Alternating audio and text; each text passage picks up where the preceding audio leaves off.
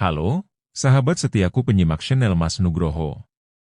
Sebelum masuk ke penjelasan Geger Geden, kalau kalian sayang orang tua, jangan lupa subscribe, like dan komen. Baku tembak di tengah hutan, pasukan KKB OPM tertangkap karena mengintip warga mandi. Hadeh, Mimin sampai nggak habis pikir. Situasi tegang di tengah hutan Papua. Dalam suasana yang tenang di sebuah perkampungan terpencil di pedalaman Papua, sekelompok pasukan KKB OPM sedang bergerak melalui hutan lebat.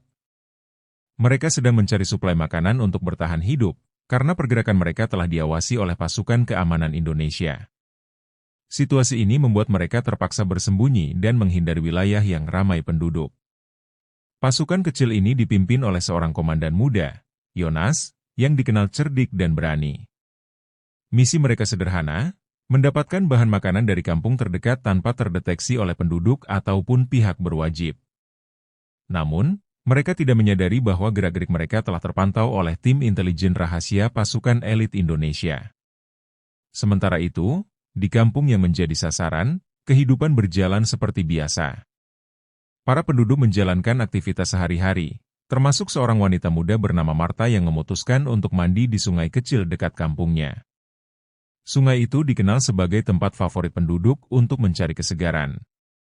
Di sisi lain, Yonas dan anak buahnya berkemah di tepi hutan. Mereka mendiskusikan rencana untuk mendekati kampung pada malam hari agar dapat mengambil bahan makanan tanpa diketahui. Namun, situasi berubah saat salah satu anggota pasukan, Markus, melihat Marta yang sedang mandi dari kejauhan. Alih-alih fokus pada misi, Markus mulai mendekati sungai dengan perlahan.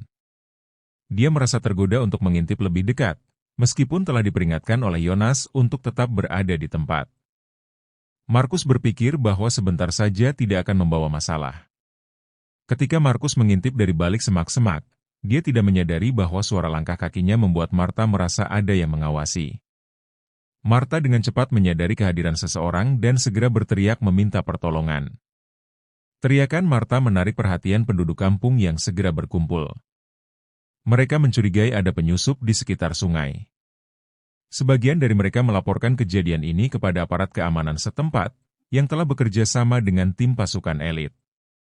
Pasukan elit yang memang sudah berada di sekitar area karena memantau pergerakan KKB segera merespons laporan tersebut.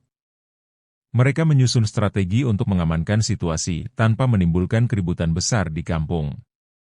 Saat Markus mencoba melarikan diri kembali ke hutan, dia justru terjebak dalam penyergapan yang telah disiapkan oleh pasukan elit. Dengan senjata diarahkan kepadanya, Markus tak punya pilihan selain menyerah. Penangkapan Markus membuat anggota KKB lainnya panik. Mereka menyadari bahwa posisi mereka telah diketahui, dan kemungkinan besar pasukan elit akan segera mengepung lokasi mereka. Yonas segera memerintahkan anak buahnya untuk bersiap menghadapi kemungkinan baku tembak.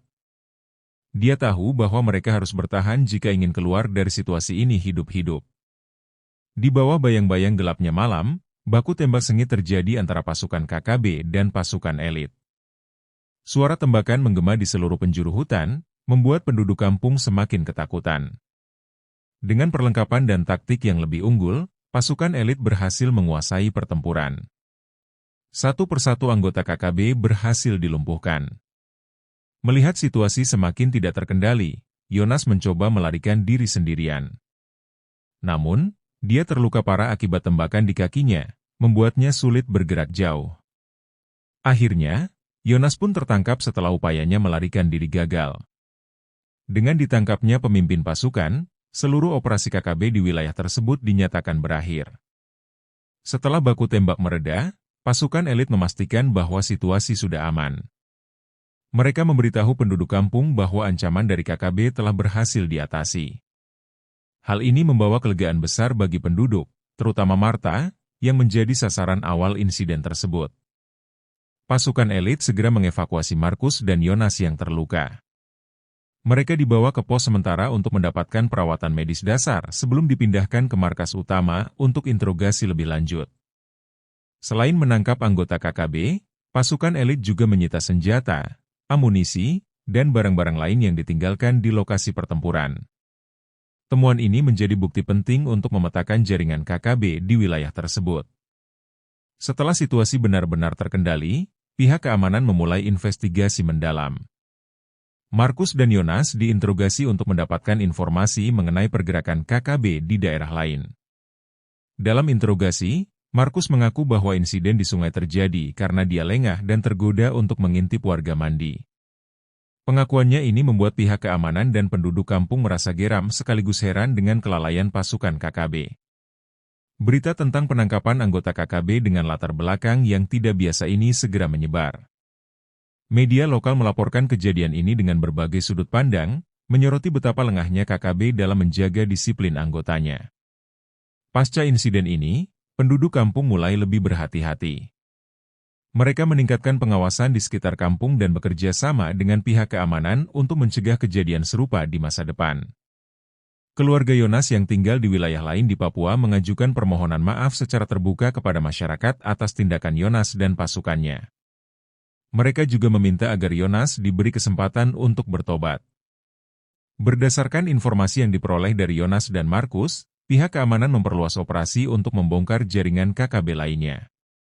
Ini dilakukan untuk memastikan bahwa wilayah sekitar benar-benar aman. Kisah Marta, yang menjadi pusat perhatian awal insiden ini, menjadi viral di media sosial.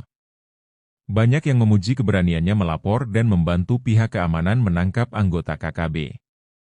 Dalam menangani situasi ini, pasukan elit juga menggunakan pendekatan humanis. Mereka tidak hanya bertugas menjaga keamanan, tetapi juga memberikan edukasi kepada masyarakat tentang pentingnya melapor jika ada ancaman dari kelompok bersenjata. Setelah ditangkap, Markus mengungkapkan penyesalannya. Dia mengaku bahwa tindakannya di sungai adalah sebuah kebodohan yang membuat seluruh timnya gagal dalam misi.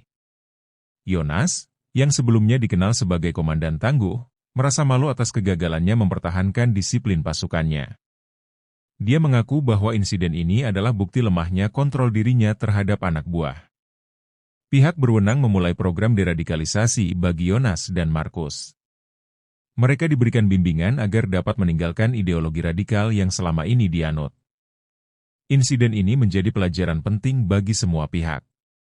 Penduduk, aparat keamanan, dan bahkan anggota KKB lainnya belajar bahwa kelengahan sekecil apapun dapat membawa konsekuensi besar. Sebagai tindak lanjut dari insiden tersebut, penduduk kampung memutuskan untuk membentuk kelompok patroli mandiri. Dengan dukungan pihak keamanan, mereka melakukan ronda malam untuk memastikan tidak ada lagi kelompok bersenjata yang menyusup ke wilayah mereka. Pasukan elit yang terlibat dalam operasi ini memperkuat kegiatan intelijen di wilayah sekitar. Mereka memasang alat pemantau dan menyebarkan informan untuk memetakan pergerakan KKB di kawasan pegunungan. Di tempat lain, keluarga Markus mencoba mencari tahu nasib anak mereka. Mereka tidak menyangka Markus, yang dulunya dikenal sebagai sosok pendiam di kampung halamannya, kini menjadi bagian dari kelompok bersenjata. Berita tentang Yonas dan Markus tidak hanya berhenti di media lokal, tetapi juga menarik perhatian media nasional. Banyak pihak yang menyoroti bagaimana disiplin pasukan KKB dapat goyah hanya karena tindakan tidak bertanggung jawab seorang anggota. Insiden ini memicu diskusi lebih luas di tingkat pemerintah daerah dan pusat tentang pentingnya meningkatkan keamanan di wilayah perbatasan Papua. Ada rencana untuk menambah pos penjagaan dan memperkuat kerjasama dengan masyarakat setempat. Dalam sesi interogasi yang berlanjut, Markus mulai membuka diri tentang kehidupan di dalam KKB. Dia menceritakan betapa sulitnya hidup sebagai anggota kelompok bersenjata, termasuk kurangnya makanan, tekanan mental, dan konflik internal. Pemerintah memanfaatkan insiden ini untuk mempromosikan program rehabilitasi bagi mantan anggota KKB. Markus dan Yonas diharapkan menjadi contoh bahwa siapapun bisa keluar dari jaringan kekerasan dengan bimbingan yang tepat. Sebagai bentuk apresiasi atas kerja sama penduduk kampung, pemerintah memberikan bantuan berupa pembangunan infrastruktur seperti jalan dan pos keamanan. Ini meningkatkan rasa aman dan kesejahteraan warga. Dalam sebuah pernyataan resmi, Yonas mengakui bahwa tindakannya sebagai pemimpin KKB adalah kesalahan besar. Dia meminta maaf kepada penduduk kampung dan berjanji untuk tidak lagi terlibat dalam kegiatan yang merugikan masyarakat. Marta, yang menjadi saksi utama insiden ini, mulai menerima pendampingan psikologis dari pihak pemerintah. Trauma yang ia alami akibat diintai oleh Markus diupayakan untuk diminimalkan agar ia bisa melanjutkan hidup dengan normal. Setelah situasi benar-benar aman, Penduduk kampung mulai menjalani hidup seperti biasa. Namun, mereka kini lebih waspada dan berkomitmen untuk menjaga keamanan bersama. Selama proses rehabilitasi, Markus mulai merenungi perbuatannya. Dia merasa bersalah karena tindakannya tidak hanya merugikan dirinya sendiri, tetapi juga mencoreng nama kelompoknya dan membahayakan masyarakat. Setelah melalui proses hukum, Yonas dijatuhi hukuman yang lebih ringan karena kerjasamanya dengan pihak keamanan. Namun, ia tetap diwajibkan menjalani program deradikalisasi secara intensif. Marta, yang awalnya hanya seorang warga biasa, kini menjadi simbol keberanian di kampungnya. Banyak yang terinspirasi oleh keberaniannya melawan ancaman dari kelompok bersenjata. Pemerintah memberikan penghargaan kepada pasukan elit yang berhasil menangani situasi ini tanpa menimbulkan kerugian besar di pihak penduduk. Ini menjadi motivasi bagi mereka untuk terus melindungi Papua. Insiden ini juga memicu diskusi tentang pentingnya melindungi wanita di daerah rawan konflik. Pemerintah mulai menggalakkan program pemberdayaan perempuan di kampung-kampung terpencil.